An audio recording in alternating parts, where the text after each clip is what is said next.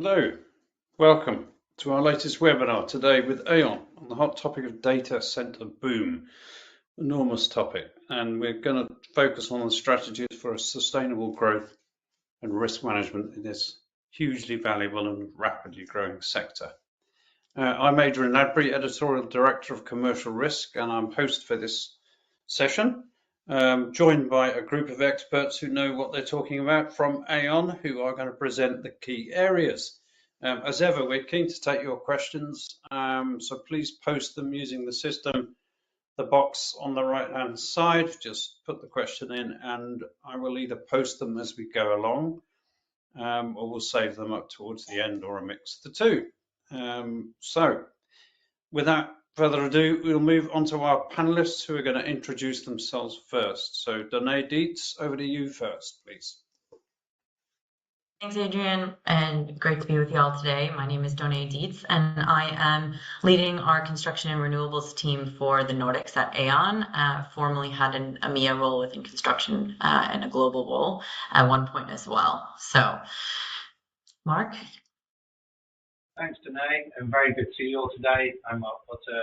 I lead our power and renewable energy practice for our EMEA region at Aon, supporting our clients with all risk and insurance needs that they have in relation to power generation. So good to meet you. Over to Jack. My name's Jack Barker. I'm a marine cargo broker specialising in project cargo here in the GBC. And I'll hand you over to Nathan. Thanks, Jack. Yeah, good morning, everyone. Nathan Jones, director in our M&A business. Specifically, I lead our infrastructure business for digital. Fundamentally, I work with infrastructure investors to help them understand their digital risk across the M&A lifecycle, so acquiring assets, holding them, and then exiting them to the market. So very much sit in the cyber advisory and consultancy business.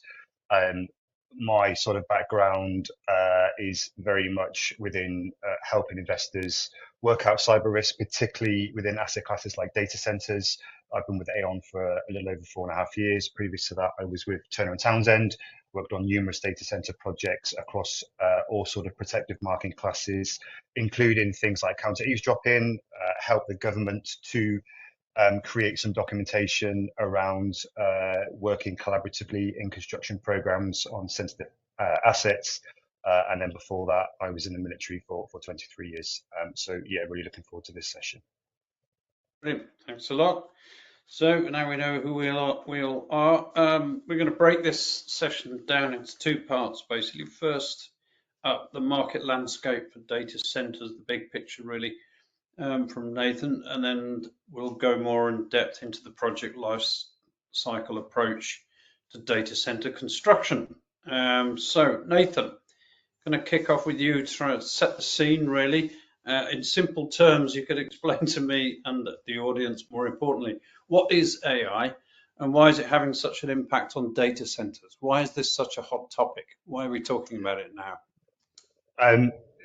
Yes, so to answer your first question, AI fundamentally is about using computing power and data sets to make decisions and predictions on either learning, things like machine learning, or on historical trends. So using huge data sets, learning from those data sets, and then be able to make predictions from those data sets. And in very simple terms, that is AI.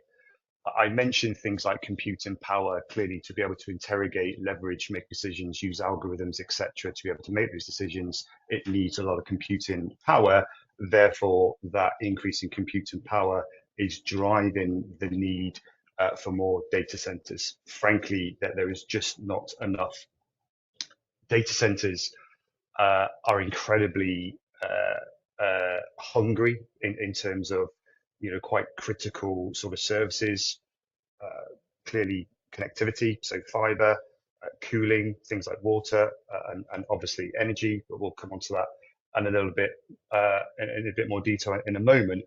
But fundamentally, data centers and what the services that they provide are absolutely critical to our pattern of life. That's not going to change. They underpin the economy in the vast majority of cases, and are becoming essential for developed countries and emerging countries and economies to fundamentally function. What we're seeing is lots of different challenges, and some of those challenges can differ on a region to region. Particularly warmer climates and warmer countries, it makes cooling that more challenging and that more energy hungry. We're seeing certain sort of regions have more traditional data centers built, things like bricks and mortar, so to speak, and other countries and regions focusing on things like subsurface data centers, and that trend has not really sort of calmed down yet. We're seeing data centers become more connected, and again, we'll touch on that in a little bit more detail in a minute. So unmanned data centers are becoming a thing. Data centers connecting to each other and sharing utilities are becoming a thing. And then we're seeing a lot of sort of drive in kind of newer technologies. The demand for data, computing power, therefore data centers, is driving a lot of sort of newer technologies, newer cooling technologies, carbon capture, using the heat that is created from data centers, being pumped into things like district heating. So we're seeing a lot of sort of different trends emerge at an incredibly rapid rate, which is fundamentally linking back to how data centers are both designed and built. But hopefully that answers the question. Yeah, well, there's a lot of questions for me coming out of that, but I mean, you mentioned subsurface. So why would you build a data center underwater? And fundamentally cooling. We've seen a lot of the big players do this. Microsoft trialed it a couple of years ago. I think they've now sort of pulled a blank on that program. Protecting subsurface infrastructure has become quite challenging. We've seen that in the news recently with things like damage to subsurface cables. You put a data center subsurface to be able to protect that physically can become increasingly challenging and incredibly difficult. So some of the big players have decided to not do that, but we've seen other regions, and we can see on the slide there, like China, where actually they're further investing in that, and they think that is a way forward in terms of being able to keep data centers cool because of this increased demand in computer power, therefore the increased heat output that the computing power generates. okay. And what other notable events are happening across the sector, and how are these events affecting data centers during design and build and operational phases? Yeah, so we're seeing, so the UK government made data centers part of its critical national infrastructure, which is a huge muscle move. That is a big decision.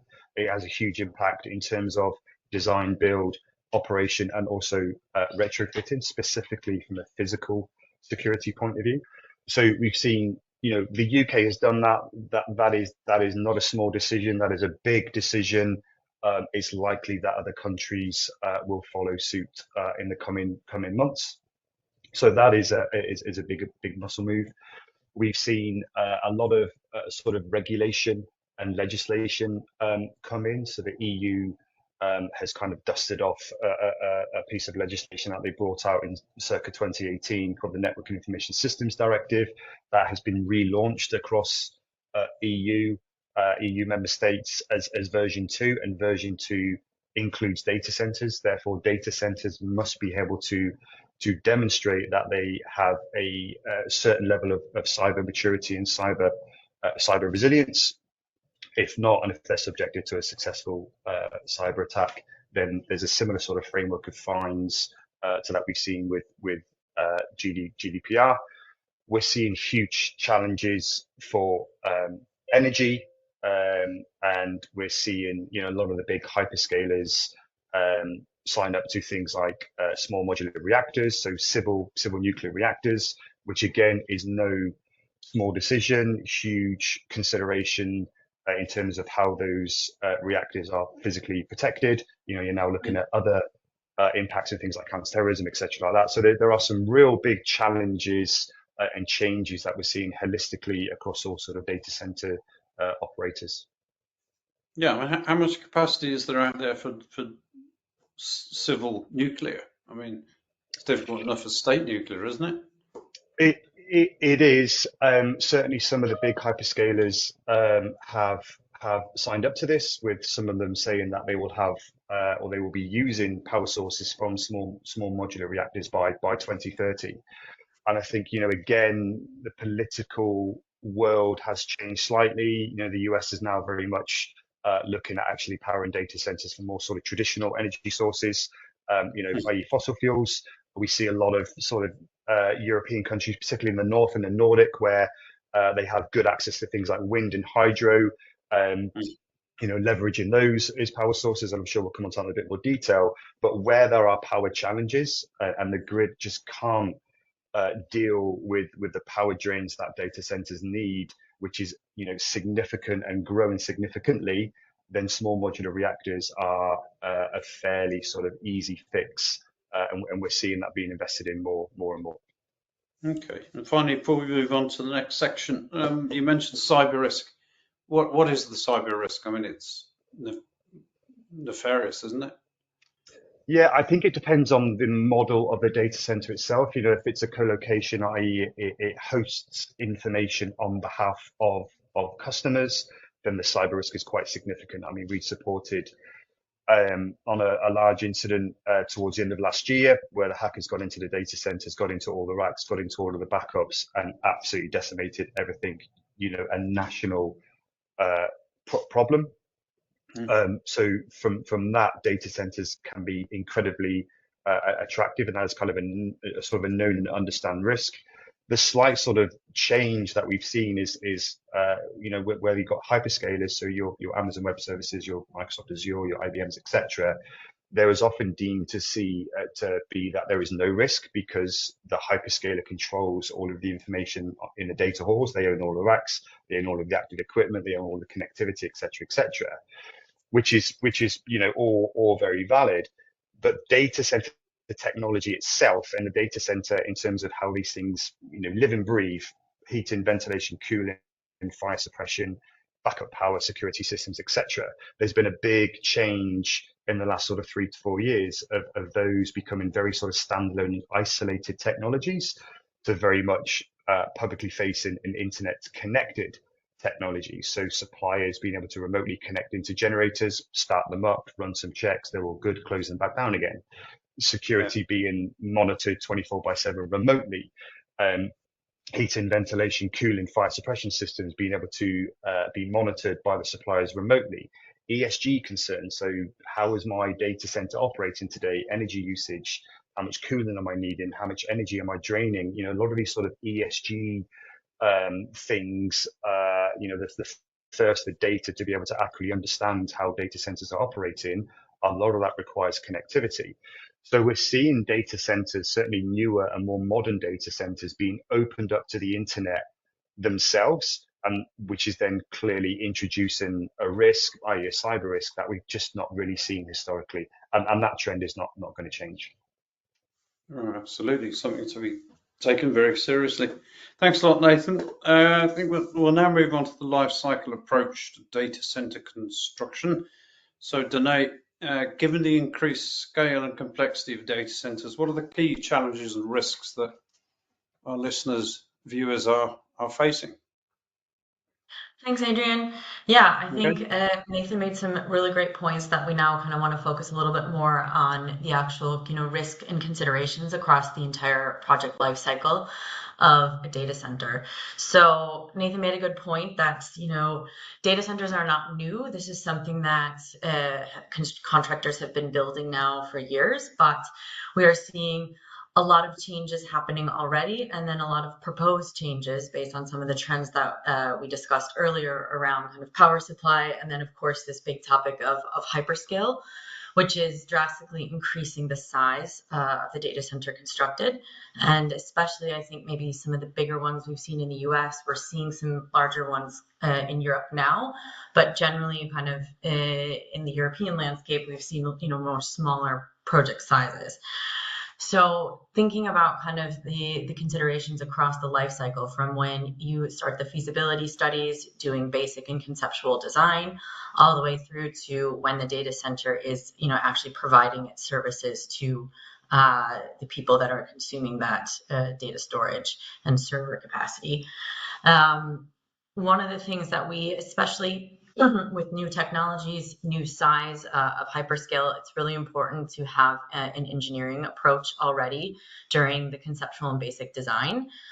So we would highly recommend having risk engineers reviewing some of those drawings and plans to make sure that you are building an insurable project when it gets into the operations phase, when you need to have property insurance.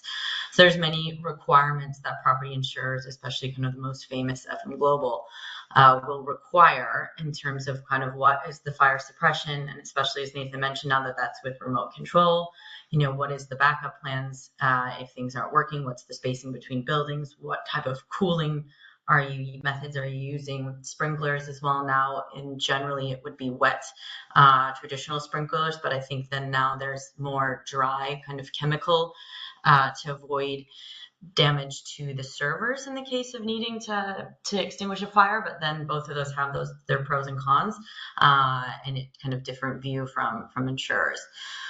Also, then of course, site selection.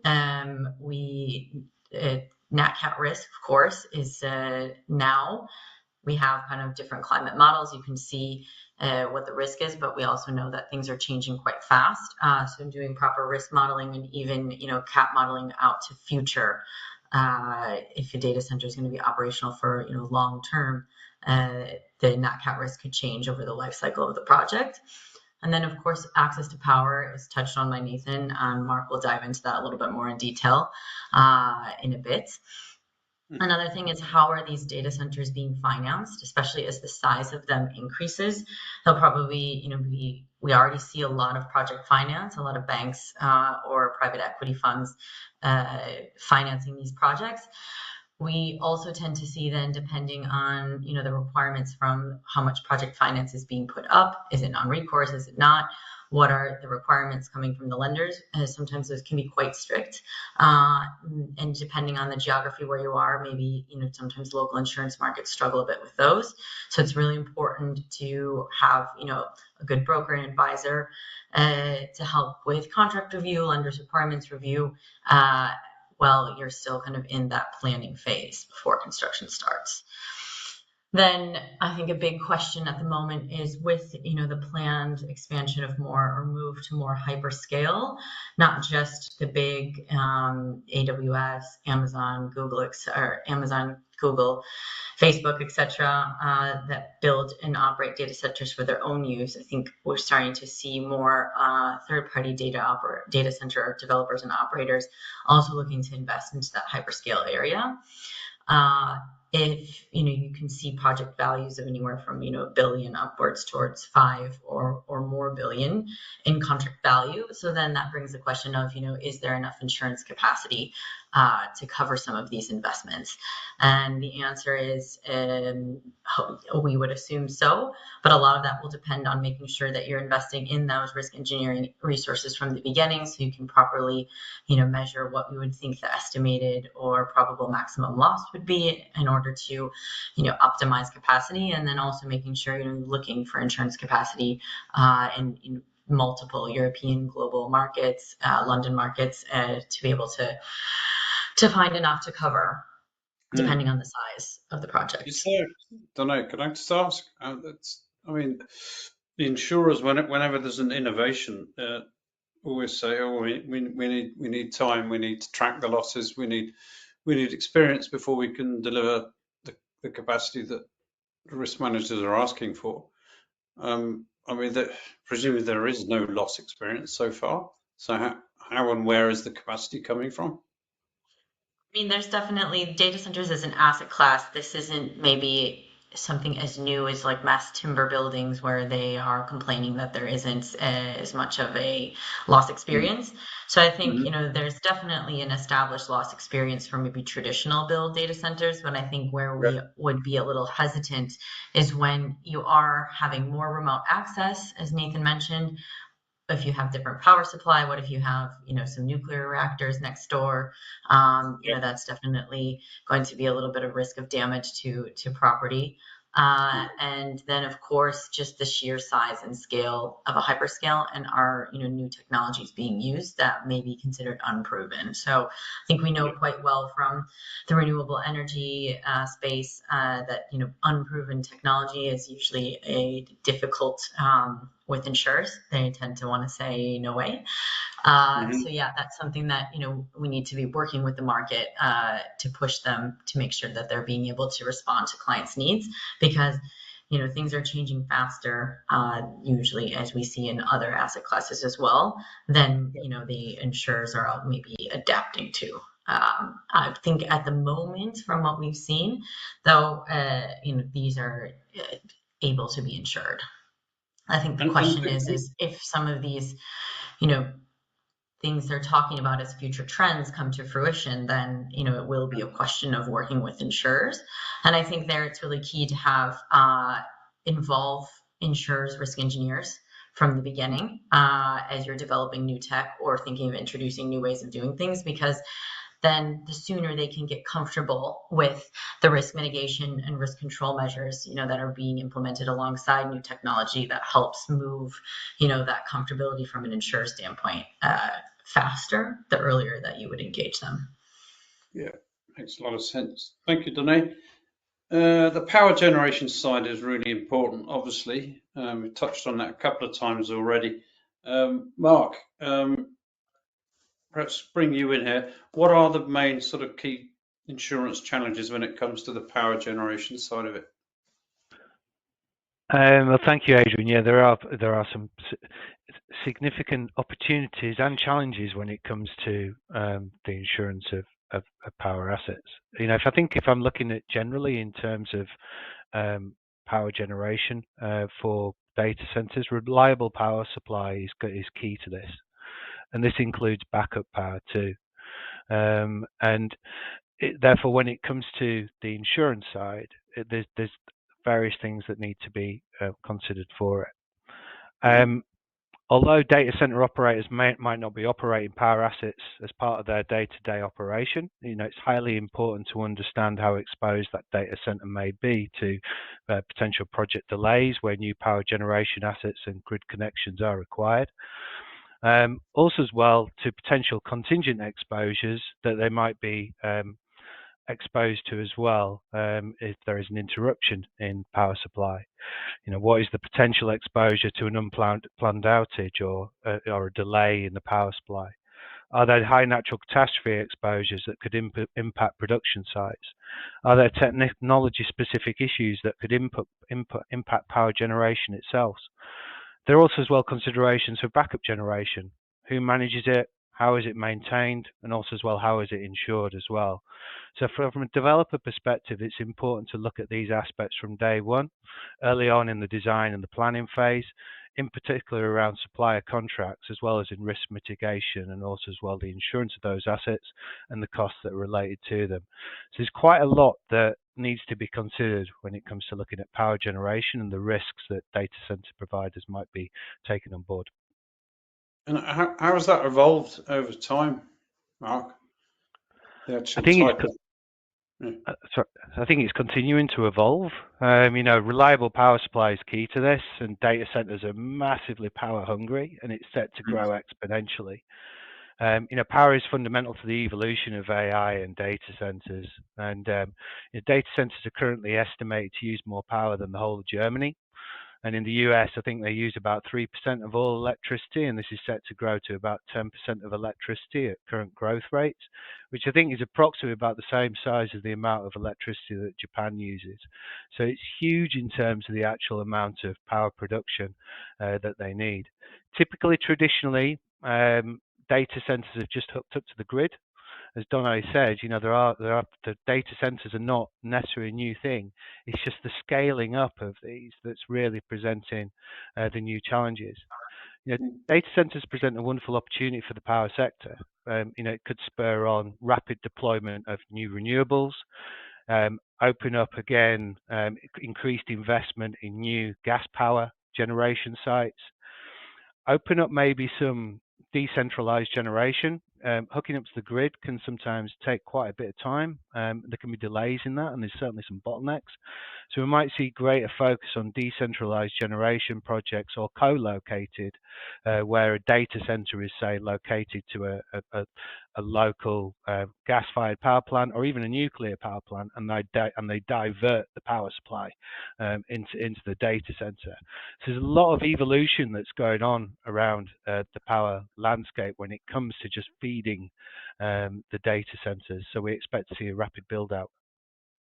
I guess pre-2022, there would have been a hope that this projects could be focused in certain areas where it makes sense to have them, like you said earlier, wind and hydro in the Nordics, maybe solar in the Middle East, and then export and share and build in that way. But that's not really going to happen, is it? I mean, where are the main, which are the regions or countries that are really going for this? Where is it? Where's the real supply going to come from? Well, the data centers, we expect to see rapid growth globally, although of course there is a lot of focus in terms of in the US, and that therefore opens up some interesting angles, I think, in terms of where it comes to power. Renewables allow for rapid deployment at a relatively low cost when it comes to in terms of providing data centers with power. There are, of course, some headwinds when we look at areas such as the US when it comes to deployment of renewables. So it will be natural as well that other forms of power that are looked at as well. We're seeing as well, potential dust down and an increase in terms of new natural gas projects.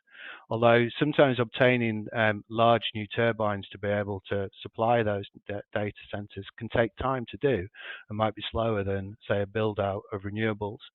We also expect as well to see increased focus around nuclear. As I said earlier, we're already seeing some co-located projects close to where there are nuclear sites where that can be deployed into data centers. I'd expect to see some recondition plants as well and lifetime extensions being looked at in some countries that were looking to maybe phase out some of their nuclear activity. And over time as well, I expect it to see to help the business plans for small modular reactors, as Nathan referred to earlier. So as we move towards the latter end of this decade and into the next, I'd expect to see data center providers looking at potentially smaller modular nuclear reactors as well as part of their business plans. There are, of course, other areas for data centers as well. The Nordics are looking at data centers in particular because they already have that reliable source of power, such as like hydros, that can be used to power data centers. So it's definitely global, but each country has maybe a slight different nuance in terms of what their data needs are and what their policy is as well when it comes to expansion of power generation. Yeah. I mean, Danae, can you talk a bit more about what's happening in the Nordics? I mean, that's where you're based. That's obviously an important region. Definitely, Mark is right. The Nordics is a kind of existing and emerging destination for building data centers due to the at the moment pretty ample supply of cheap hydroelectric renewable power. Though there are, would caution a bit that that's also attracting a lot of investments from different industries related to kind of industrial and manufacturing. So a lot of people now with a little bit more ESG focus, there is, high demand to build in the north, in the Nordic countries due to not just the cheap renewable electricity, but then also the cooler temperatures means that cooling costs can be a little bit lower, just because the outside ambient temperature is very low, especially in the winter up there. So, and then I kind of touched on this a little bit earlier, but I've kind of noticed now, kind of looking at the data center landscape, we see in the Nordics some of the traditional data center developers with big plans for kind of scaling up their investment kind of plans for the next 5 to 10 years are really focused towards hyperscale. You even saw one of our clients has, I think, there's different people looking at, should we divest some of our assets so that we can invest more in hyperscale? There's also some companies that are more looking from kind of a start up, scale up, where they have big investment plans over the next 5 to 10 years. So I think that'll be an interesting space to watch, and see what kind of capacity comes online in the Nordics in the next 10 years. Mm-hmm. Well, I guess Greenland would be a good place to do it as well. Maybe someone should focus on that, but maybe we won't talk about that. Got lots of questions coming in, but Jack, I want to bring you into the conversation first. What about project cargo insurance? There's obviously quite a big implication here. So, what's the angle from cargo insurance? So I think it's probably best to tell you briefly about where I'd fit into this life cycle. So as a reminder, I'm a project cargo broker, and so I'll talk about the traditional cargo versus project cargo, just to give a bit of background. So for traditional cargo, we would be covering the cargo items from so specific to these AI data centers from manufacturing facilities in many countries all around the world, and then they would accumulate towards the project site wherever that's based. And so where a traditional cargo policy is similar to a project cargo policy is where we would be looking to indemnify against the loss or damage of these cargo items whilst in transit. But the slightly more niche element of the project cargo style of coverage is where it's able to cover the loss in the delay in startup element of the risk. And so it's this delay in startup element that means that if there is a loss of a cargo item during its transit, and that cargo item is significant, and it means that damage to that cargo item causes a delay to the scheduled commercial operation date, then that policy is able to cover for that loss. And it's at that scheduled commercial operation date where the project owner would be looking to claim back revenues. So it's the date at which revenues are intended to become operational. And going back to Danae's point, it's also where the point at which where lenders would be expected to receive their interest from their loans. So it's crucial to have these items arrive safely. So the supply chain of these items is crucial to be understood. So some of these items for AI data centers are costly but easily replaceable, and some of them are quite large, very bespoke items which are not very easily replaced. So it's important to consider the amount of time it takes for each of these items to be remanufactured and the backlog that's associated with these items. So if there were to be a damage to any one cargo item, then it's important to understand how long the lead time will take, and therefore how long it exposes an AI data center to a potential delay in startup. Now, going back to Mark's point about power generation and the need of a consistent supply of energy, many of these more critical items would be associated to those that power supply. So things like backup generators, things like supply from items that are critical to the supply from the national grid. And these lead times, or the problems associated with these lead times, are only further exaggerated as the AI data centers are becoming more of a thing, and there's more of a demand for it because the backlog only increases. And then associated to the supply chain, you've also got to think about the adapting geopolitical landscape and the fact that there's an ever-increasing risk of war in certain areas where it would have been traditional to have shipped these items.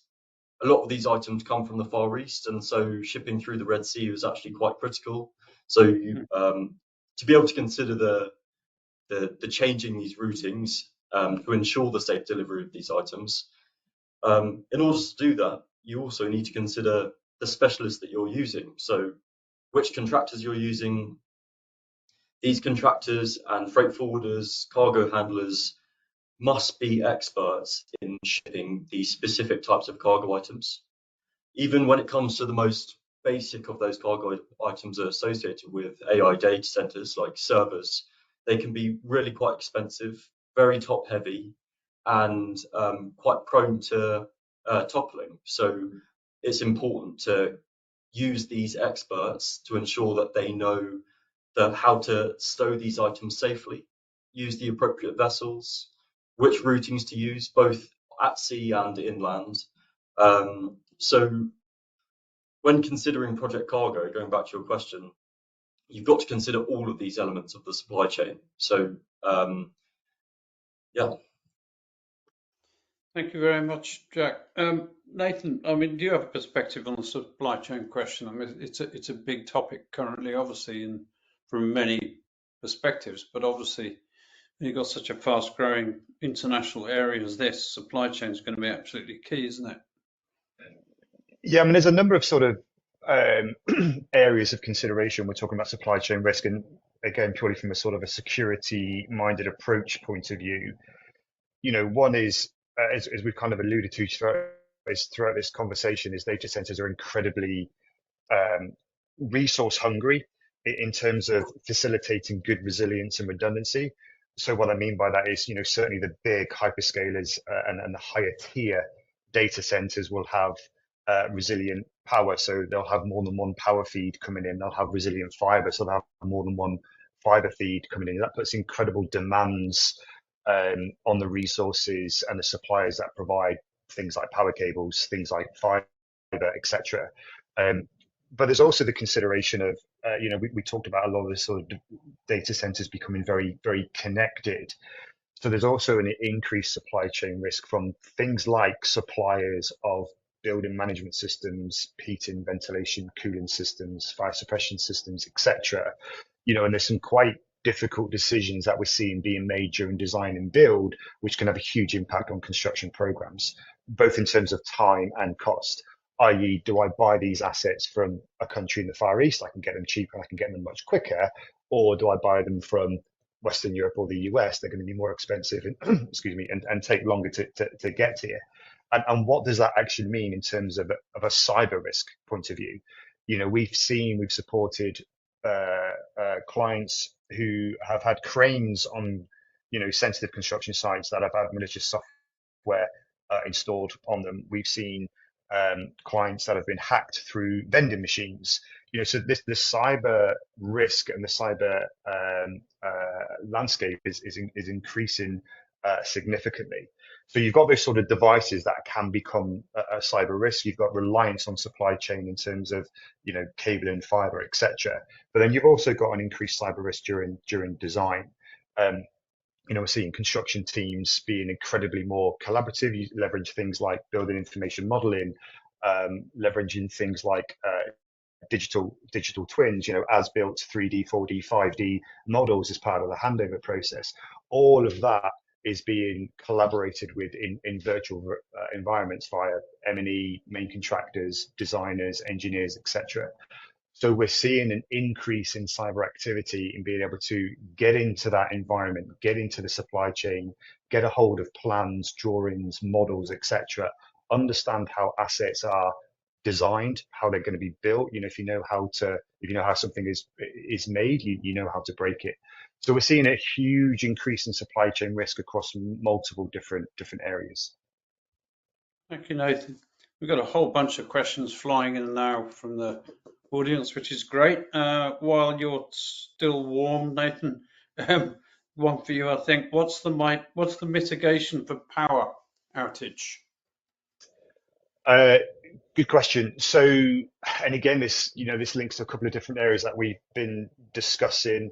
As I mentioned, the sort of higher tier hyperscaler type data centers have a lot of redundancy in terms of power cabling. So if one power cable gets damaged, gets taken out for whatever reason, then a separate, diverse connectivity can be leveraged. We see a lot of data centers relying on generators. We saw this a couple of weeks ago with the power outages in Spain and Portugal.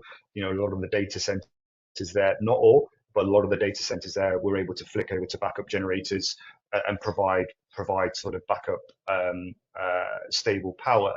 But linking back to some of the points that Mark made earlier in terms of the drive to go towards natural resources, the wind doesn't always blow, the sun doesn't always shine. Wind and solar need batteries, and we're seeing data centers, bringing these huge sort of battery packs to be able to, increase their carbon or improve their carbon footprint, make it more attractive from an ESG point of view, moving away from diesel fed generators into huge battery packs. But again, that puts an increased risk within the supply chain. A lot of these batteries come from certain manufacturers. They require a lot of resources in terms of precious metals, etc. And there is, a bit of an arms race to get a hold of those resources. So hopefully that answers the question. Backup power is considered during design and build. Currently generators, but likely to move towards batteries. Batteries is absolutely critical, isn't it? Because if you can't get hold of those metals, those rare earth materials, then you've got a bit of a problem, haven't you, in terms of storage? Exactly. Yeah. So third question there, one for you, I think, Danae. Do you see DSU coverage as a necessity for hyperscalers? How do you expect the market response to such coverage requests?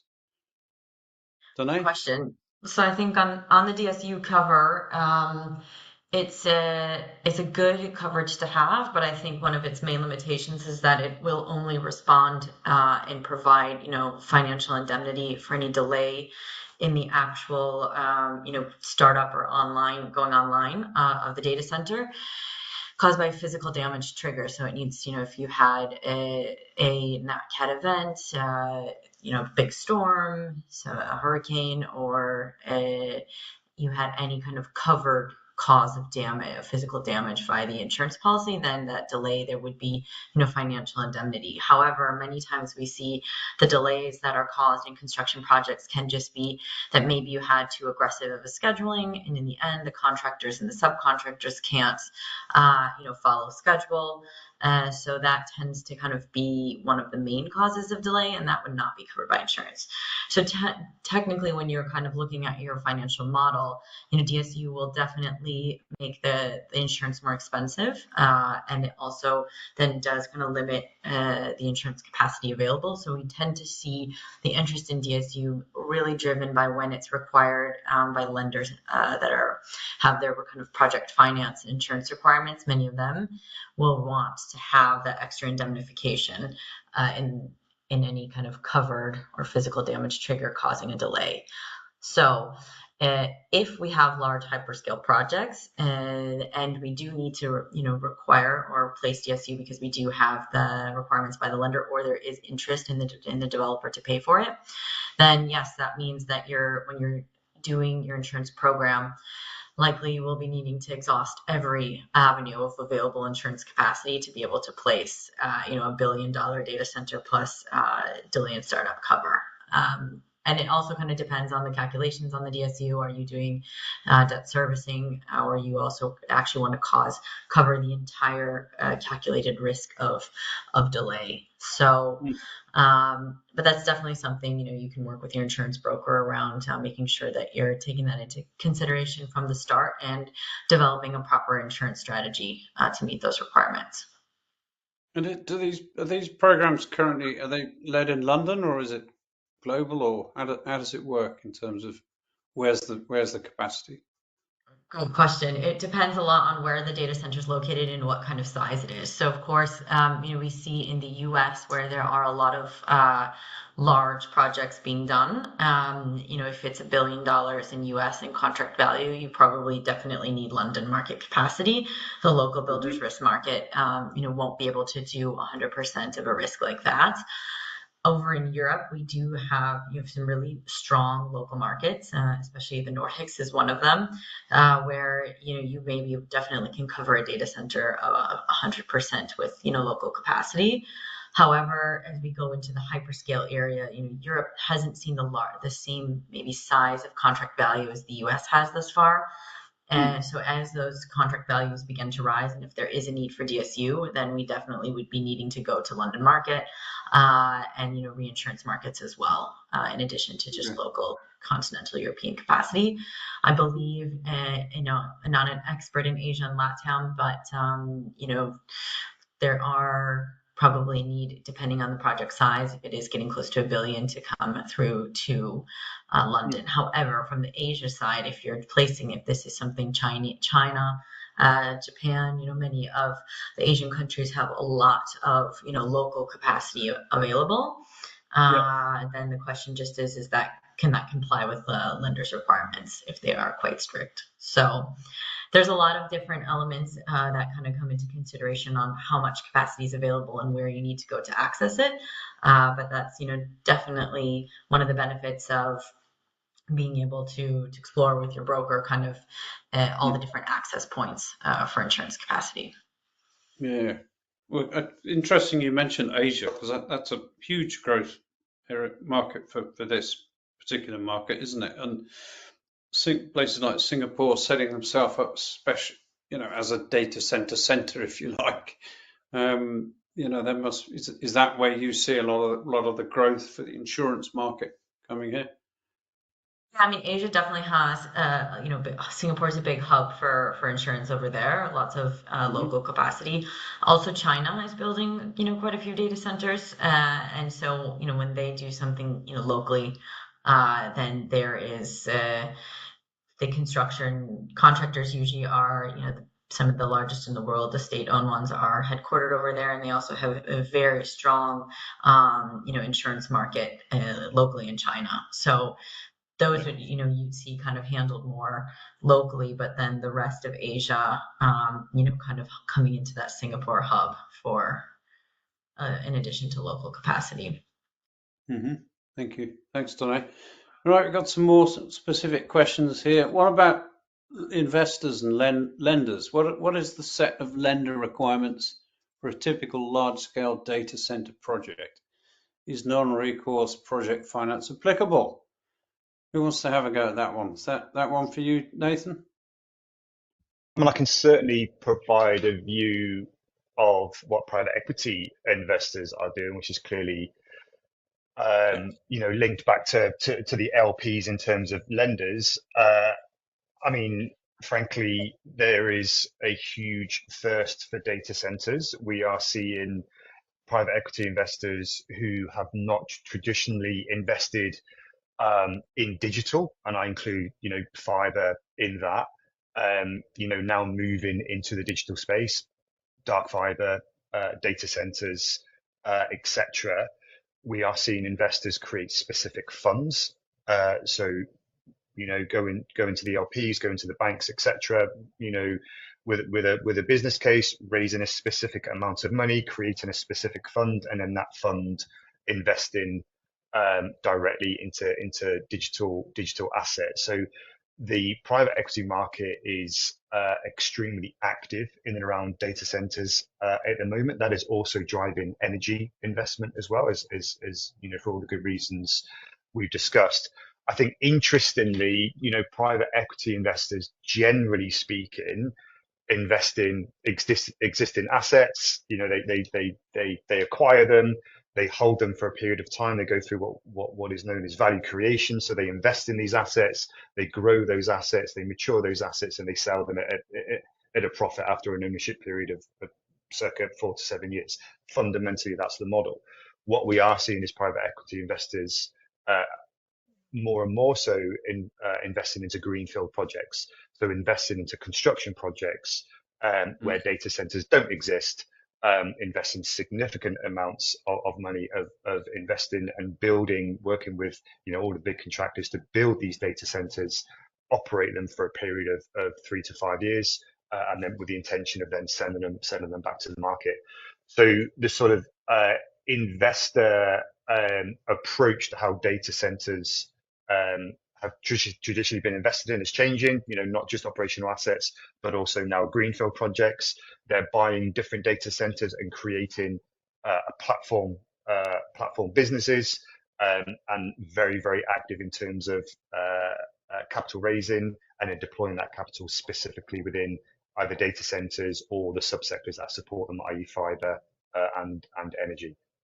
Hopefully And, that there is there is a secondary market for data centers. So you pump in a whole bunch of money to build a new one, and then you can find someone to buy it off you at the end of the 5 years or whatever.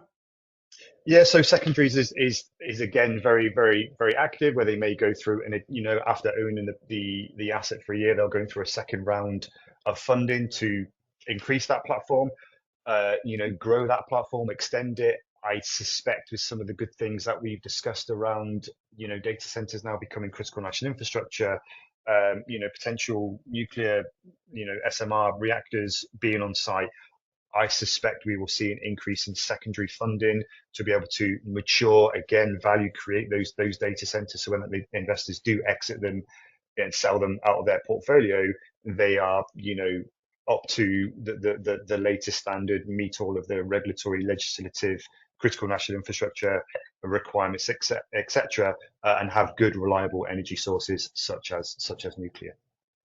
Okay. Now I've got a question here that I don't understand, so that's always a good sign. It shows it's a good question, I think. So let's have a crack at this one. Could a supply chain attack theoretically be used by threat actors to move laterally into data center servers and exfiltrate this data? Not sure how you move laterally into a data center. So happy to take that. So technically, yes, and I mentioned an incident that we supported with earlier. So fundamentally, you've got the data center network and the data center operations, that sort of outer cordon of the building, of security, of fire suppression, heating, ventilation, cooling, all the good stuff that we've been talking about. That operates separately and independently from what goes on in the data hall. So data centers have things called meet me rooms. That is where everything is presented in terms of fiber connectivity. If you are a client and you host information within that data center, you can provide your own partner in terms of an ISP, somebody who provide broadband connectivity. And I keep this very simple. That is presented to you in what we call a meet me room, and then that rack or racks is then connected to that provider by the meeting room. Technically, it is absolutely possible for that kind of cross migration of a cyber attack to happen, but there are quite significant checks and balances in place where data center operations, the connectivity that supports that, the provider that supports that is very physically segregated to the connectivity that provides connection, internet, to the racks within the data hall. And then we quite often see that tested both physically, physical assessments, i.e. people checking that there is different fiber going to different places, but then also things like penetration testing where, a company like ours or another would come in and do an ethical hack on that data center to make sure that you cannot laterally move from data center services, heating, ventilation, cooling, etc., into the client environment. That's a long answer. I've tried to keep it very simple, but hopefully that helps. That's great. Thank you very much, Nathan. Okay, I've got another question here I don't really understand, but I'm sure you will. If there are proprietary data belonging to these hyperscalers, which make them uncomfortable sharing this info to insurers, risk engineers during early stages of construction, how can we overcome this? Is this something you've seen before, despite NDAs being signed? Well, there you go. Take that one. Sorry, go. But feel free to jump in, Nathan. I mean, I've seen that a lot, not just on data centers, but other, sensitive industries. And I think at the end of the day, it's a bit of a risk decision. If you decide that you don't want to share that information, then you have to accept a bit of the consequences of, what impacts that could have on insurance. So it just depends on what the business priorities are at the end of the day. Is it, confidentiality and proprietary information, or, do you want to work in a collaborative way or not? But Nathan, if you have anything to add there from what you've seen. Yeah, sure. I'm assuming when we're talking about proprietary information, we're talking about construction information and how the data centers are going to, live and breathe and operate once in the operations Yeah, phase. you know, like drawings. I mean, drawings and plans are usually, need to be shared in terms of to get project insurance, but then it gets into the specs around some of the tech that's being used and some of the strategies. I think that can maybe be considered a bit proprietary, especially if it's new. Yeah, agreed. And I have seen this, so particularly in critical national infrastructure assets and specifically things like retrofit of highly sensitive um, assets, both UK and overseas. And fundamentally, to your point, that definitely comes down to a risk decision. There are guidance out there. So ISO 19650 Part 5. So BIM security. How do you manage information and a security minded approach? We've not really, even though that's been out for a few years now, we've not really seen that used in anger in any real sense. Quite often, clients will host their own environment and invite main contractors in, so it's not a common data environment that suppliers and different providers can link into. The drawings, the information, etc., are hosted within client sites, physically on client sites. So engineers, designers, project managers, etc., cost managers, whatever, have to go to site to be able to look at that information, to be able to make decisions, cost modeling, doing design changes, whatever. So there are ways around it. I've seen it done in a couple of different ways, but frankly, there is no simple answer, and it very much depends on client wants and needs. Okay, thank you, Nathan. Right, I've got quite a specific question here for Jack. Just want to bring you back into the conversation. Make sure you're still there. Yeah. The role of the marine warranty surveyor in relation to an AI data center. So tackle that one Okay. before we close up. Thank you. So a lot of going back to what I said previously, where there are some items that are easily replaceable while still being expensive. There are some items that are deemed critical to the startup of a project.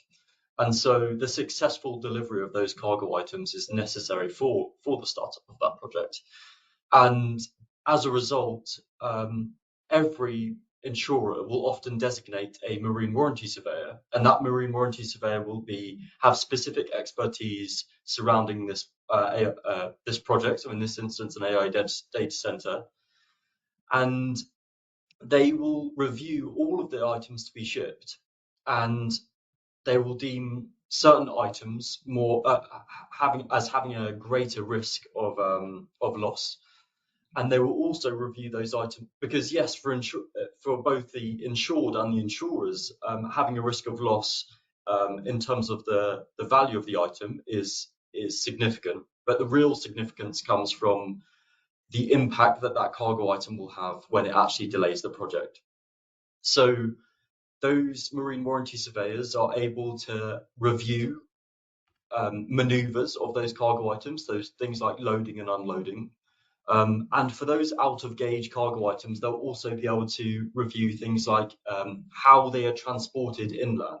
They might review things, for example, whether road signs need to be taken down in order for the cargo to successfully arrive to the project site. In extreme circumstances, it might even be whether bridges are taken down. And then in the majority of circumstances, all that will happen is a marine warranty surveyor will review the shipping schedule from their desk and say, well, actually, we have a lot of faith in the contractor that is shipping these items. They ship these items day in, day out, which is becoming more and more the case as AI data centers are continually being constructed. That these marine warranty surveyors have more faith in these contractors. And they will say, well, we see these contractors shipping these items day in, day out, and actually we understand that their methodology in stowing and lashing these items is appropriate. But because there is a marine warranty surveyor that is allocated to each policy, the insured can always lean on the advice of the marine warranty surveyor as and when needed. So it's important because a cargo policy You're going to close up there, Jack. Sorry to interrupt. No, that's absolutely fine. Let's go. Thank you very much to you, Jack, Mark, Nathan, Danae. Danae, I'm going to hand over to you for 30 seconds just to say goodbye with a quick wrap up. Thank you. Adrian. Thanks to everyone who joined the webinar today. We hope you enjoyed it and found it insightful. And thanks to all of our lovely panelists. And thanks Adrian and Commercial Risk for hosting. We just wanted to leave behind we talked a lot about data centers specifically today, but we do see a lot of similar risks across different types of asset classes for whole life cycle. And so we have a little bit of thought leadership here if you're interested to scan the QR code and download. And then our contact information is shared as well if anyone has any additional questions. And hope everyone has a great day, and thanks again for joining. Thank you. Thanks to everyone.